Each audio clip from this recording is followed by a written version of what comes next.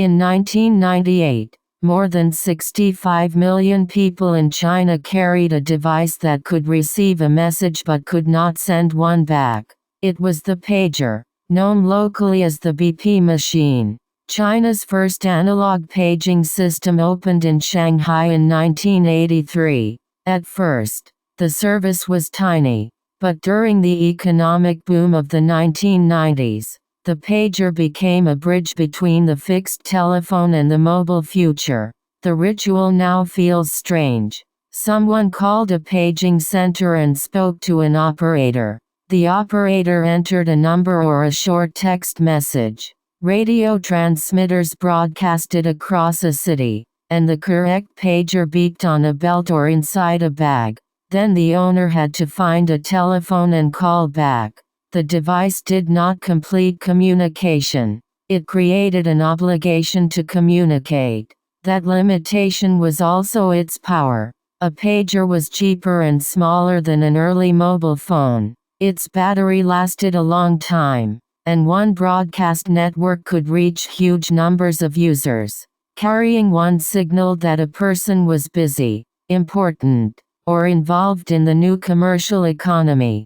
According to the China Telecom Museum, China had become the world's largest pager market by 1998, and the number of users continued climbing around the turn of the century. Then the collapse came quickly. Mobile phones became smaller and more affordable. Text messaging removed the operator. A person could receive, reply, and call from the same object. Paging centers closed. Radio channels fell silent, and millions of once valuable devices became drawer junk.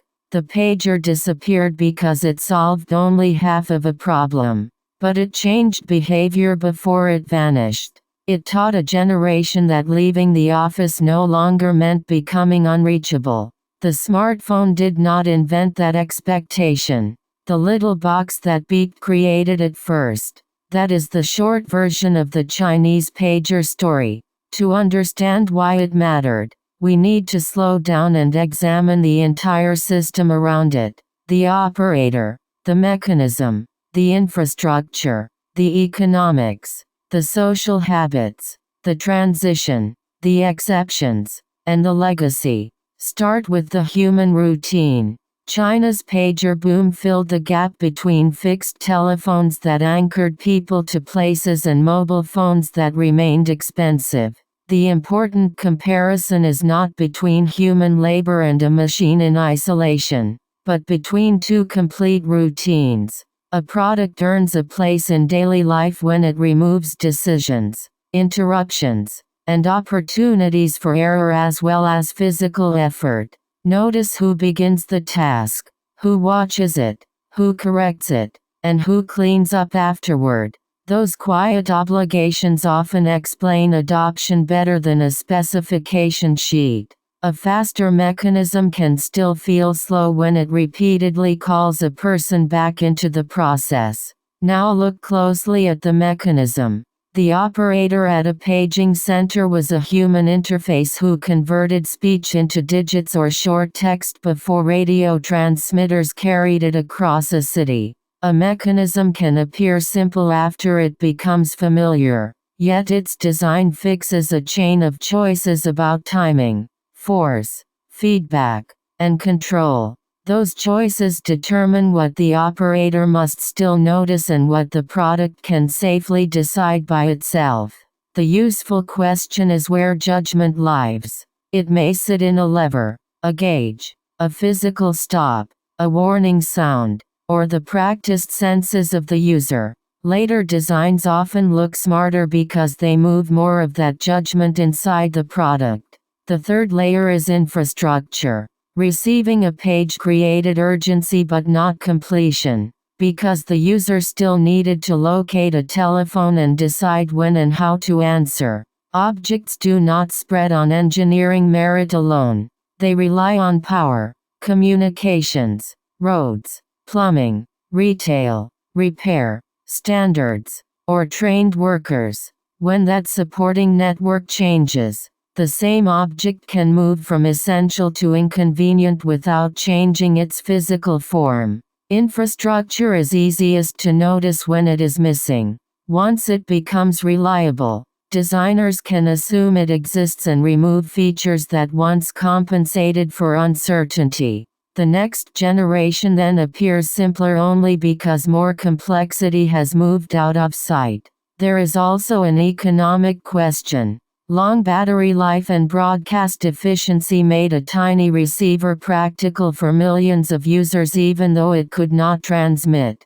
Buyers compare more than the price on the day of purchase. They also absorb time, maintenance, supplies, training, risk, and the cost of keeping an older system alive.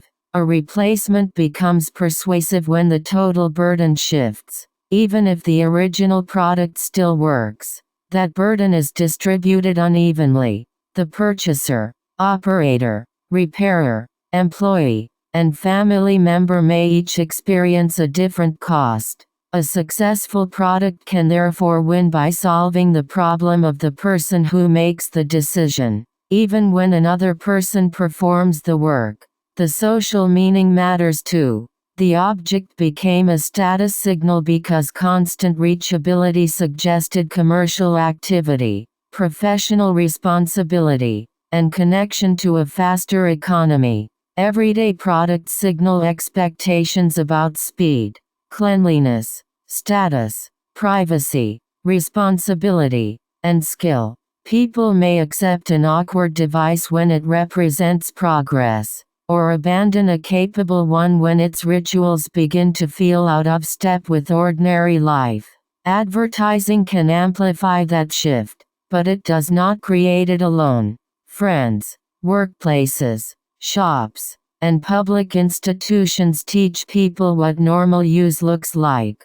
Once the new behavior becomes ordinary, the old routine can seem demanding even to someone who once performed it without complaint. Replacement rarely happens in a single moment. Mobile phones collapsed several separate steps by combining alert, message, reply, and conversation in one portable object.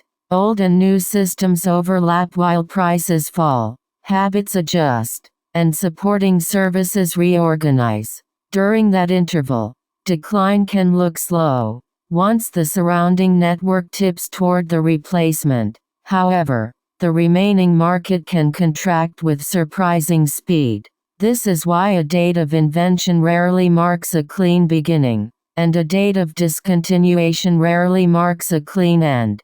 The useful timeline follows access, affordability, confidence, and repeated use. Those changes can lag behind the laboratory by years or decades. The surviving exceptions are revealing. The paging network could disappear quickly once its operators, transmitters, and return call ritual were no longer necessary. A product that disappears from the mainstream can remain valuable in places with different constraints. Survival is evidence that design is always conditional. Convenience for one household or business may be fragility, waste, or unnecessary complexity for another. These holdouts are not simply people trapped in the past.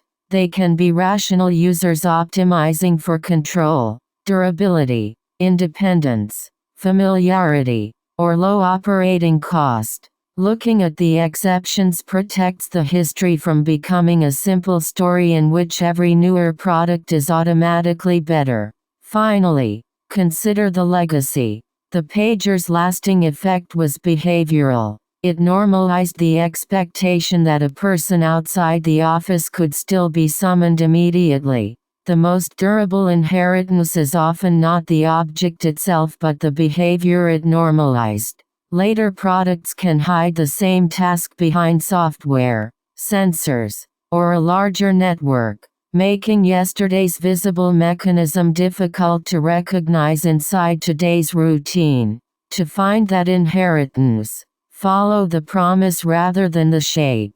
Ask what uncertainty the product removed, what action it made repeatable, and what expectation it taught users to carry forward.